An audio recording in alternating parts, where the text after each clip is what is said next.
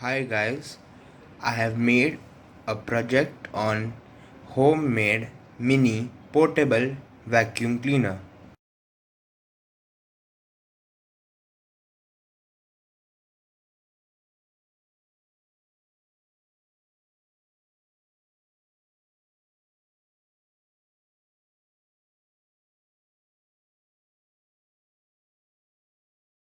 So for making this project, I have used a 12-volt battery, a switch, a 12-volt motor, epoxy putty to connect the motor and the fan, a pipe, a suction pipe, and a plastic bottle.